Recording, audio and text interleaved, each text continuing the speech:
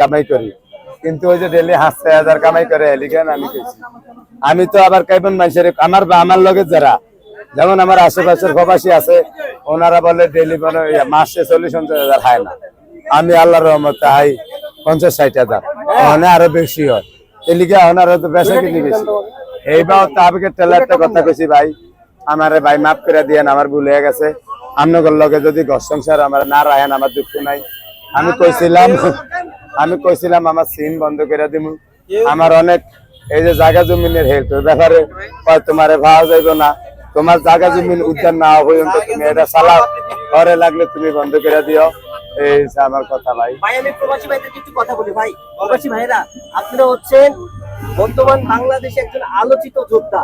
এই বাংলাদেশের মধ্যে এই মানুষটাকে ভুল বুঝবেন না, আসলে এই মানুষটাই আমাকে পাত্তা দেয় না। এই মানুষটার পাশে এসে দাঁড়ায় যে মানুষটা আমাকে ইউটিউব ভাই কথা আবার তাই যাক কেউ নিলে কাটেন উনি আজকে ভাই উনি আমাকে পাত্তাই দেয় না কোনো মতে। তাই প্রবাসী ভাইরা আমি ইউটিউব ভাই কথা ভাই একটু ওনাদের কাছে আজরের উপরে ওনারা অনেক কষ্ট করেন দেশে ভাই, আপনি দেখে রে ক্ষমা আমি ইউটিউব ভাই করে যা কই হ্যাঁ কেউ প্রবাসী ভাইদের কথা বলতেছি। হ্যাঁ প্রবাসী ভাইরা প্রবাসী ভাইরা আপনারা আমার উপরে রাগ হইেন না।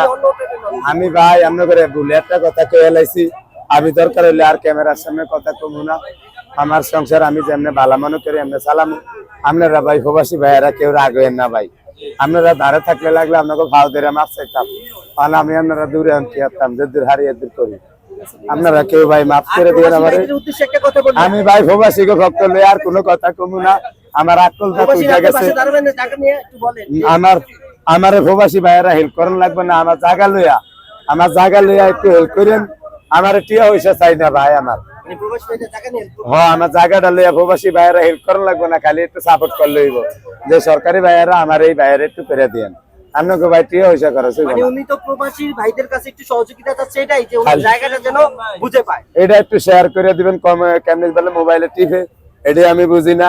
যেমন আমার জায়গাটা যেন একটু দূরত্ব পাবে ভাই, এই সরকারের আমালে সামনে আবার আরেকজন আইলে কি হয়ে যায় কম জানা, আমি যে দূর বুঝি এদূর কই, এই সরকারের আমালে যেন আমার এটা করে দেয়, এটাই আমার অনুরোধ। কথা বলি মিজান দেখতে কথা বলছে, আমি মূলত এখানে ভিডিও করতে আসি নাই, মূলত ওনার সমস্যার কথা শুনে চলে আসছিলাম।